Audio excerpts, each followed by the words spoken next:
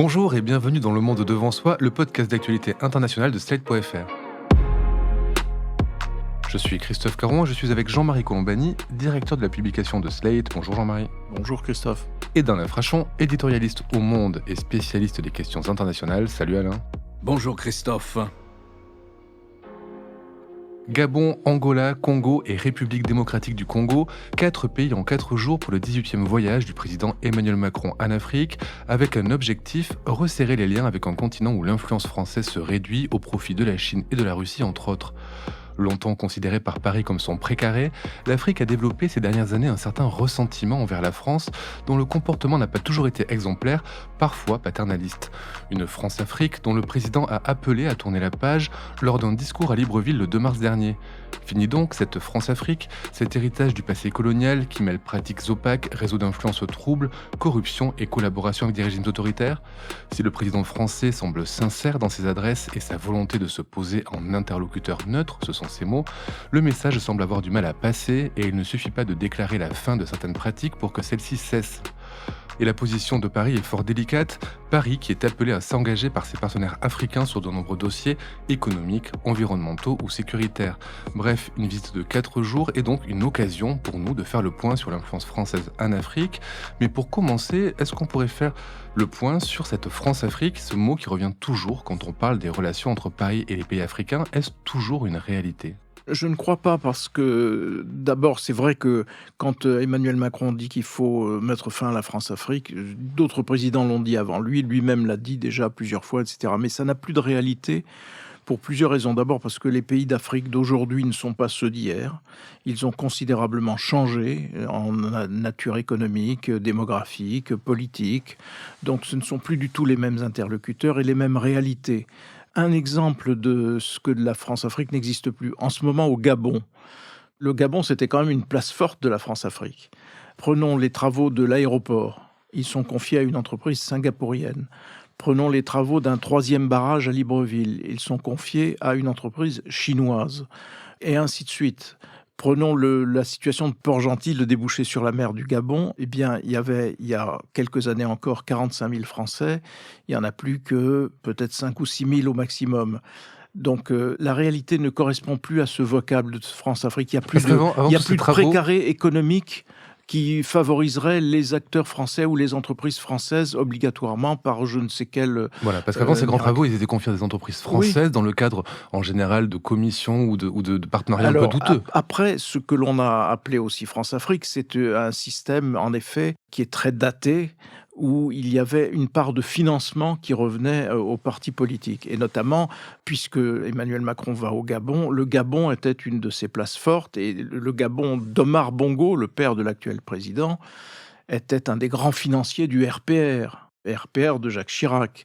Et c'était un système de ce que l'on a appelé les rétrocommissions, c'est-à-dire qu'il y avait des subventions françaises qui allaient vers tel ou tel pays, et ce pays en question retournait une part, un pourcentage quelconque de ces subventions vers l'expéditeur, en l'espèce le parti politique qui dominait ou qui était le parti du président. Donc tout ça, ça a disparu aussi, ça n'est plus du tout d'actualité.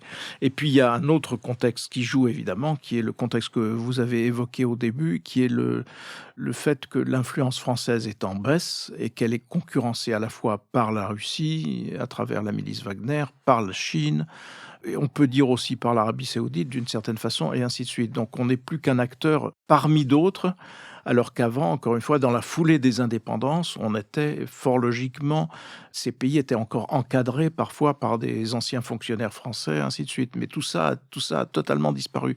Donc parler de France-Afrique aujourd'hui, ça n'a plus de grand sens.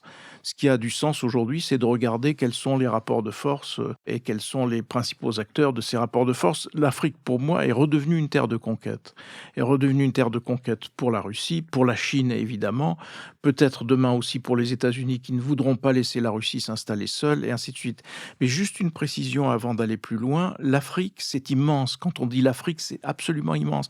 L'Afrique du Nord est une réalité différente. Et en Afrique du Nord, d'ailleurs, on doit pouvoir se poser la question de savoir si on a raison ou tort de vouloir se rapprocher désespérément de l'Algérie. Quand la puissance, j'allais dire, qui marque des points intelligents sur le plan économique vis-à-vis du reste de l'Afrique, c'est le Maroc. Et par ailleurs, regardons les dimensions de l'Afrique. L'Afrique, c'est vous plaquez sur l'Afrique la surface de l'Union européenne. C'est un petit bout d'Afrique. Vous y ajoutez la surface de l'Inde. C'est un autre bout d'Afrique, mais c'est pas toute l'Afrique encore. Vous voyez, donc c'est vraiment quelque chose de gigantesque avec des variétés de situations très grandes. La France en Afrique, ce dont on parlait, la France-Afrique, c'est une partie de l'Afrique de l'Ouest. Sinon, Afrique de l'Ouest et Afrique subsaharienne, mais c'est une petite partie de l'Afrique. Un mot avant de passer à la question des influences internationales sur l'Afrique. Par rapport à la personnalité d'Emmanuel Macron, Emmanuel Macron est né après la colonisation. Il est issu d'un parti qui n'a pas visiblement quand même de passif de financement occulte avec les pays africains. Est-ce que le fait qu'il soit relativement neuf à la tête du pays, dans la politique française, peut changer quelque chose dans ses intentions? Ou en tout cas dans la manière dont il est perçu par les pays africains? En tout cas, la preuve que non, c'est qu'il y a en ce moment un mouvement d'opinion publique ici et là, dans un certain nombre de pays, qui est hostile à la France et qui renoue avec un discours anticolonialiste quand la France n'est plus colonialiste et quand d'autres qui sont actifs sur le terrain africain le sont. Je pense à Wagner et aux milices russes. Emmanuel Macron a pour lui d'avoir entrepris un effort mémoriel. Je veux dire, tout ce qu'il a entrepris sur justement le regard de la France sur son passé colonial et en même temps tout ce qui a trait à regarder par exemple à la restitution d'un certain nombre d'œuvres d'art vers les pays qui en étaient les premiers dépositaires. Il y a eu tout un travail qu'il a engagé qui est d'une certaine façon à son honneur.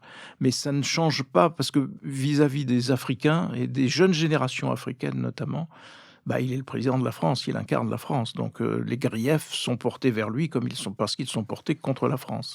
Alain, Jean-Marie rappelait que l'Afrique d'aujourd'hui n'est pas l'Afrique de la France-Afrique. C'est vrai que sur le plan démographique, ce sont des pays qui ont énormément changé. Pour ajouter au portrait que faisait Jean-Marie de l'Afrique et de ses dimensions et de la dimension de ce continent, il faut regarder la démographie.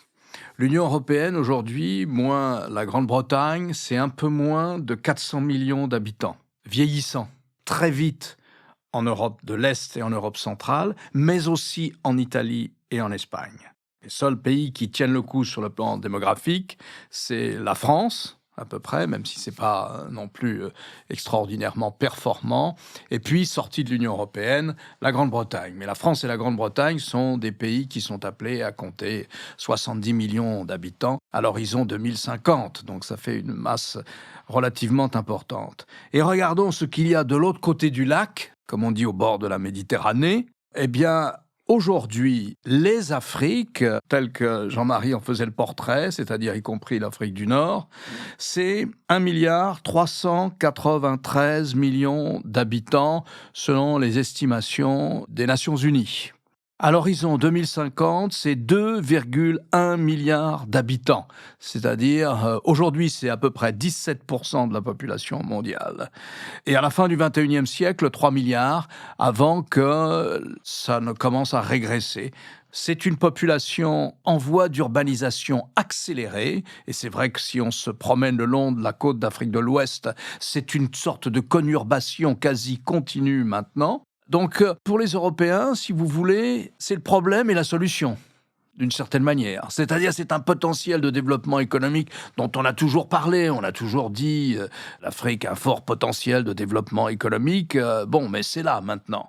C'est là, avec toutes les difficultés qu'on imagine, politiques et autres, climatiques et autres. Mais enfin, c'est là. À la fois, on pourrait faire le tableau de l'Afrique étant la solution pour l'avenir de l'Europe et son développement économique, et pas simplement à travers la question difficile de régulation des mouvements de population, des mouvements migratoires qui d'abord se font à l'intérieur de l'Afrique pour l'essentiel, pas vers le nord. Pour l'essentiel en ce moment, les mouvements migratoires sont très importants, mais ils sont à l'intérieur de l'Afrique, mais aussi pour l'économie, pour l'énergie, et voilà. Donc ça, c'est pour resituer les chiffres. Par rapport à ça, effectivement, lorsqu'on parle de France-Afrique, c'est très trompeur, puisqu'on parle d'un certain nombre de pays limités, à la fois dans le Sahel, et puis d'ailleurs dans la partie la plus désertique, et le long de la côte atlantique. Alors, qu'est-ce qu'on reproche depuis quelques années à la France? Eh bien, on lui reproche un effort qui a été essentiellement sécuritaire. C'est-à-dire que pour combattre la vague djihadiste montante qu'il y a eu au XXIe siècle, la France s'est servie, et les gouvernements africains les plus concernés, c'est-à-dire ceux du Sahel, Mali, Burkina Faso, Niger, Tchad, la France s'est servie des accords de défense qu'elle avait avec la plupart de ces pays. Et la France a des bases militaires permanentes en Afrique. Elle en a au Sénégal, elle en a en Côte d'Ivoire, elle a des bases permanentes, ce que les autres pays européens n'ont pas. Pas plus que les États-Unis, d'ailleurs. Il y a des coopérations militaires, mais il n'y a pas de base permanente. Et puis on a mené ces grandes opérations de lutte contre le djihadisme dans le Sahel, c'est-à-dire dans cette bande du Sahara, Tchad, Niger, Mali, jusqu'à la Mauritanie. Là encore, en installant des bases, c'est l'opération Barkhane, qui a eu un autre nom au départ, qui ont remporté des succès, sans doute, qui ont empêché les djihadistes peut-être de prendre des grandes villes avant même de s'attaquer à la capitale du Mali, Bamako, qui ont permis de récupérer beaucoup d'otages aussi, sans toujours le dire, et pas simplement des otages français. Mais on avait le sentiment que la relation française à l'Afrique, ou avec cette partie de l'Afrique dans laquelle on est très présente, était exclusivement sécuritaire. Et étant exclusivement sécuritaire, elle était commandée depuis Paris. Et c'est ça qui nous vaut d'autant plus d'impopularité que peut-être a-t-on remporté des victoires sur le djihadisme, mais en tout cas le djihadisme a continué à progresser parce qu'il ne relevait pas que d'une solution militaire. Il se nourrissait de différents conflits qu'il y a dans cette bande sahélienne. Ça va du banditisme aux conflits ethniques, religieux et bien d'autres encore. Et donc on n'arrivait pas à gérer ça uniquement sur le plan sécuritaire. Et le djihadisme a progressé. Il s'est nourri de ce terrain extrêmement complexe qu'il y a dans ces pays-là. Voilà, on ne peut pas dire que la France avait des intérêts économiques majeurs. Elle n'en avait pas dans cette bande sahélienne. Peut-être un peu le pétrole au Tchad, certainement. Peut-être un peu l'uranium au Niger, mais de moins en moins. Et quant au Mali, on ne peut pas parler non plus d'intérêts économiques français à préserver de façon prioritaire. La priorité, c'était stratégique. C'était d'empêcher des bases djihadistes de s'installer et de multiplier les attentats, peut-être en Europe. C'est ça qui n'allait plus. Alors le président Macron, lui, il a dit, bon, on change d'époque, on diminue les effectifs, on n'a plus de base permanente parce que les Maliens ne voulaient plus de nous, ils nous ont mis dehors. Le Burkina Faso ne voulait plus des forces spéciales françaises, qui avaient une base, là, je crois, de l'ordre de 700 à 800 hommes. Au Mali, c'était 5000 hommes. Même chose, le gouvernement du Burkina a dit, nous ne voulons plus des Français. Les Français sont partis, ils ont été un peu s'installer au Niger à la place, mais ils sont encore présents, naturellement, avec des bases anciennes, maintenant en Côte d'Ivoire, je crois, et au Sénégal. Donc voilà, alors Macron dit, on diminue les effectifs, on garde les bases qu'on a, celles qu'on a gardées, là où on n'a pas été chassé, on les transforme en académie militaire, on fait essentiellement de la formation professionnelle, on ne commande pas depuis Paris, on fait tout en double commande, avec des officiers et des pays concernés. Donc il a voulu donner un nouveau profil à cette coopération militaire française dans cette partie de l'Afrique. Il n'empêche, on était devenu impopulaire, comme l'a dit Jean-Marie, et d'autant plus impopulaire que les Russes mènent de manière systématique, organisée, des campagnes de désinformation contre la France spécifiquement. C'est pas contre le néocolonialisme en général, c'est la France qui est visée. C'est ça qui est intéressant dans la relation de la France avec la Russie et dans cette espèce de complaisance qu'on a eue à l'égard de Moscou, croyant jouer un rôle privilégié à l'égard de Moscou et pouvoir être un médiateur ou je ne sais quoi entre Moscou et le reste des partis occidentaux. Pendant ce temps-là, Moscou organisait des campagnes pour chasser la France d'Afrique et des campagnes qui ont bien marché, qui ont pris sur la population. Donc voilà ce qui s'est passé, voilà ce que le président a essayé de corriger. Pourquoi ? Parce que on a vu lors des votes aux Nations Unies sur la guerre en Ukraine, que parmi les pays qui se sont abstenus, sensiblement les mêmes, à 3 ou 4 reprises, il y a 3 grandes résolutions sur la question d'invasion de l'Ukraine par la Russie, on a vu qu'il y avait à chaque fois, de manière répétée, un certain nombre de pays d'Afrique. Et donc, on a pu reprocher à juste titre aux Européens, et notamment aux Français, de laisser le terrain de la propagande, sans résister à ça, à Moscou. Et je me souviens qu'il y a quelques semaines, avec le talent oratoire qu'on lui connaît et l'énergie qui est la sienne, l'ancien Premier ministre, Dominique de Villepin, a dit « Mais je ne comprends pas, ça fait le 2e voyage du ministre des Affaires étrangères Lavrov en Afrique, dans les pays où nous sommes présents, qui est venu dénoncer le néocolonialisme, y compris le néocolonialisme français, mais en tout cas le néocolonialisme en général, et nous ne répondons pas. Et il dit, je ne comprends pas qu'il n'y ait pas eu 3 ministres des Affaires étrangères de l'Union européenne qui l'aient suivi et qui aient été dans les mêmes capitales pour dire ce n'est pas vrai. Ce n'est pas vrai, et en matière de néocolonialisme, on n'a pas de leçon à recevoir de la Russie. Donc voilà un peu le contexte du voyage du président Macron en Afrique. Cette réduction de la présence militaire française en Afrique, finalement, elle laisse le terrain libre aux Russes et en particulier au groupe Wagner. Oui, alors le groupe Wagner, il faut rappeler d'un mot que c'est une milice, entre guillemets privée, mais qui est évidemment étroitement liée aux objectifs de la Russie et de Vladimir Poutine, qui est payée par les gouvernements locaux. Et là, en l'espèce, les gouvernements locaux en question, ce sont des juntes militaires. Donc, ce sont des gens qui sont issus d'un coup d'État et qui payent leur protection, mais la protection de quoi? Pas du pays, leur protection à eux. Leur protection à eux, la junte militaire. Donc, d'une part, et puis d'autre part, qui autorise Wagner à se servir sur le pays, c'est-à-dire qui des diamants, qui une ressource de ceci, de cela, pour en prendre le contrôle ou via des sociétés qui leur permettent ensuite de faire fructifier tout cela et de s'enrichir. C'est ça, Wagner. Sur la propagande russe liée à la présence de Wagner, il y a un de nos confrères qui connaît très bien l'Afrique et qui racontait sur une télévision dont je n'ai plus le nom en tête, qu'il connaissait le tarif proposé par les Russes sur place aux journalistes locaux pour écrire des éditoriaux enflammés contre la France. Donc c'est monnayé et ça fait partie de leur propagande, de leur agite-propre, comme auraient dit les soviétiques. Et il faut rappeler aussi que dans ces pays, je pense particulièrement au Mali, le Mali c'est particulièrement choquant pour nous, parce que à l'initiative du président Hollande, donc la France est intervenue au Mali à la demande du président élu de l'époque, du président du Mali élu à l'époque, ça n'était donc pas une junte militaire, pour empêcher justement que le Mali tombe aux mains de groupes djihadistes. La France a perdu 53 soldats, 53 hommes, qui sont morts pourquoi? Ils sont morts pour le Mali. Et aujourd'hui, on est chassé par cette junte militaire qui n'a aucune légitimité démocratique et pour cause, et qui est dans la main, encore une fois, de la milice Wagner, comme des malpropres. Donc pour nous, c'est évidemment extrêmement choquant. Sur le redéploiement militaire français, il faut noter que c'est pour le coup, je pense que, parce qu'on peut se dire, oui, c'est un peu fumeux, un peu nébuleux, tout ce que nous raconte Emmanuel Macron, des académies, donc de la formation, et puis des trucs co-dirigés, qu'est-ce que ça va donner, tout ça. En fait, ça correspond au changement de profil des armées françaises, étroitement lié à la guerre de la Russie contre l'Ukraine.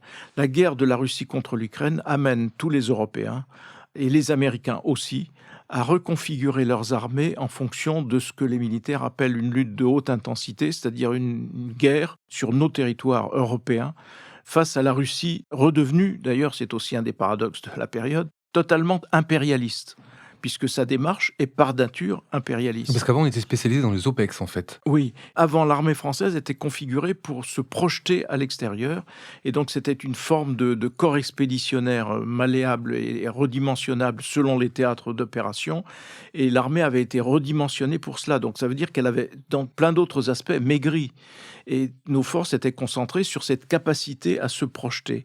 Et aujourd'hui, il faut en terminer avec cette vision des choses, et revenir à une logique plus traditionnelle d'une armée complète qui se redéveloppe, se redéploie, comme les Allemands ont promis de le faire à hauteur de 100 milliards d'euros, je le rappelle.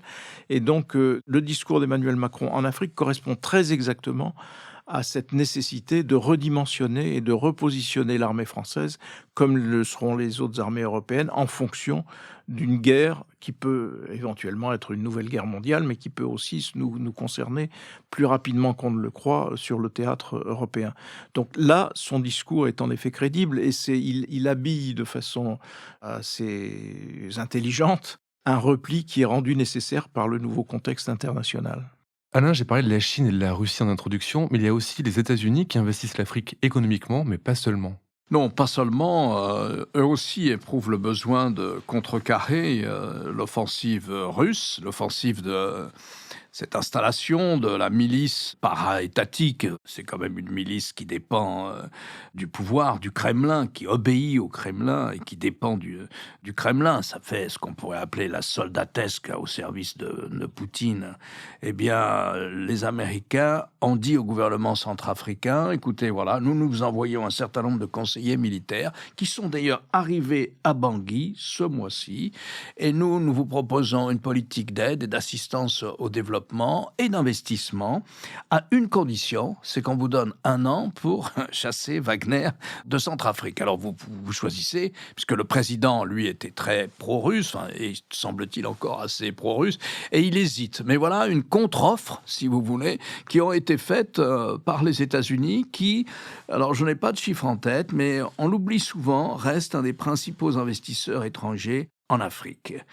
Et à mon avis, un investisseur étranger en Afrique, beaucoup plus important que ne l'est la Russie en ce moment. D'autant que les Russes ont prélevé sur les effectifs des milices Wagner ou de la milice Wagner en Afrique pour transposer ces hommes en Ukraine, dans la guerre en Ukraine. La Chine, on regarde souvent ça de haut en Europe. On dit, mais les Chinois n'ont investi que dans leur propre intérêt, comme si nous investissions, nous, par pure philanthropie. Et donc, ils n'ont agi que dans leur propre intérêt, donc ils font une seule route qui conduit au port uniquement pour amener la forêt, ils déboisent, ils achètent des minerais, ils achètent du pétrole, ils achètent des métaux précieux, et ainsi de suite, mais uniquement à des fins de développement économique pour la Chine. Bon, moi, ça ne me paraît pas particulièrement choquant, mais je constate une chose, c'est que, au fond, depuis 25 ou 30 ans, l'Afrique a commencé à se couvrir d'infrastructures portuaires, aéroports, mais notamment des installations portuaires sur toute la côte d'Afrique de l'Ouest. C'est pas les Européens qui ont fait ça, à de rares exceptions près. C'est pas les Européens qui ont considéré comme prioritaire, compte tenu de ce que nous sommes sur le plan démographique, compte tenu de nos relations avec l'Afrique, c'est pas nous qui avons couvert l'Afrique d'infrastructures, c'est les Chinois. Alors ils l'ont fait effectivement à leur façon et exclusivement à leur profit, sont quelquefois devenus très impopulaires dans certains pays où la bataille électorale se fait entre des candidats plus ou moins pro-chinois, voire carrément anti-chinois en Afrique. On a connu des épisodes de ce sort. Mais enfin, c'est eux qui ont investi.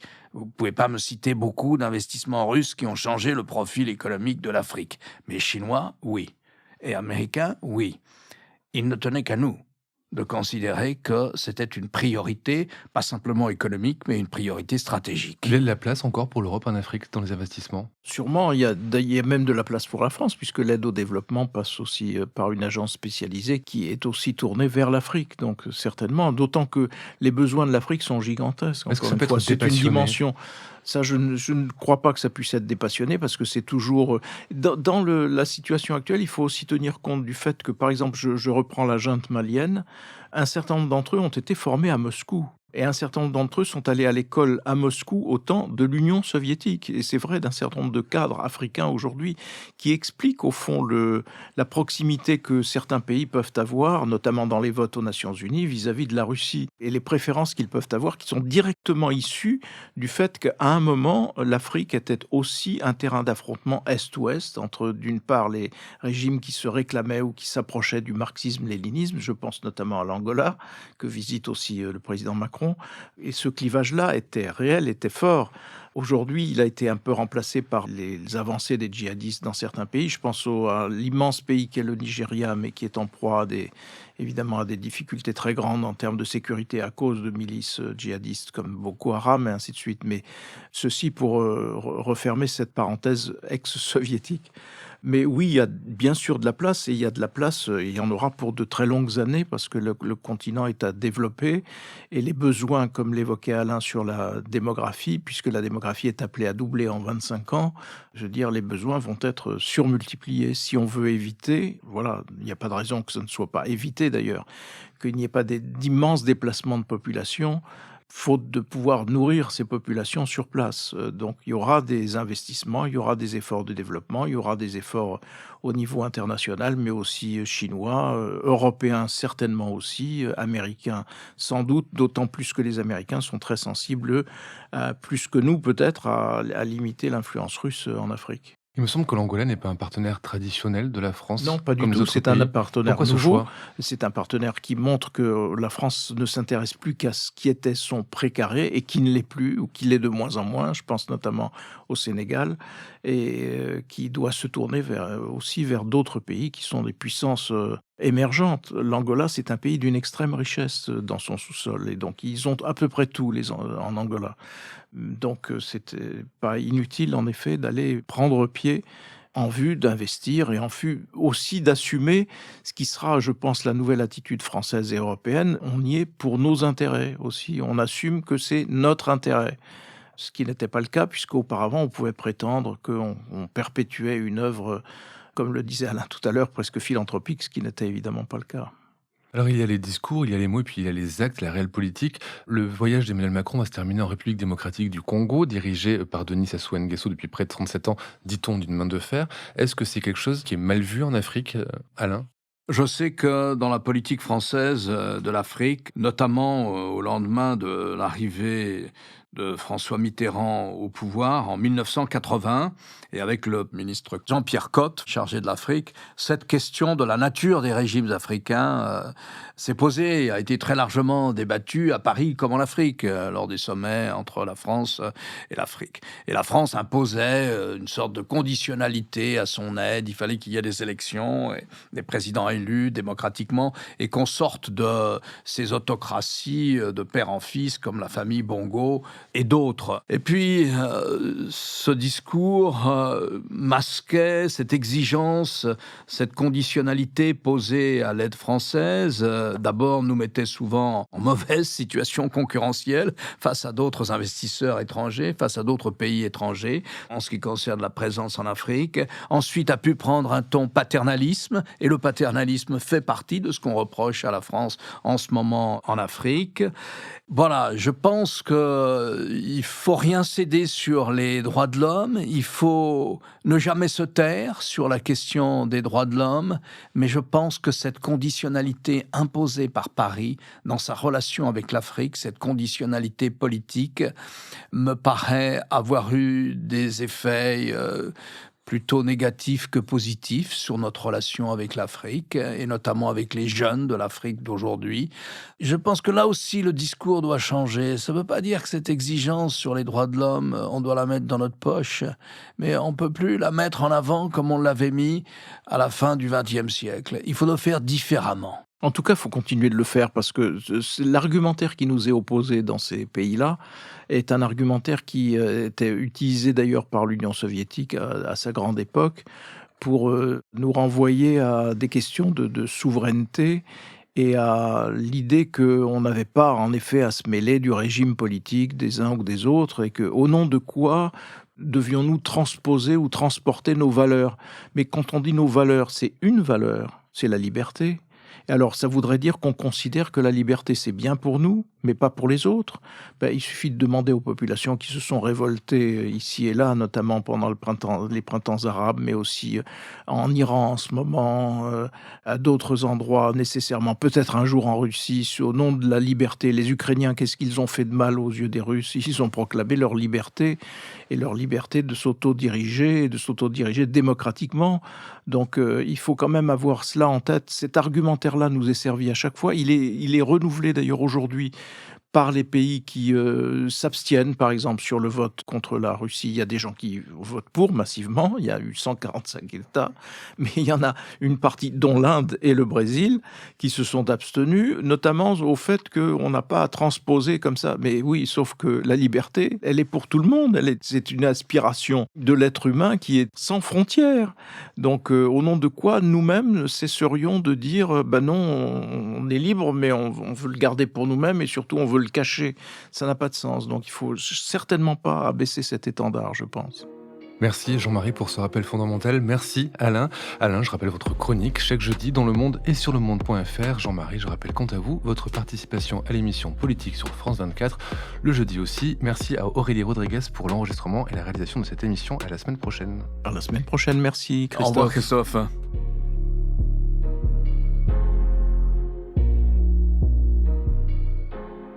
Retrouvez Le Monde devant soi chaque vendredi sur slate.fr, votre plateforme de podcast préférée.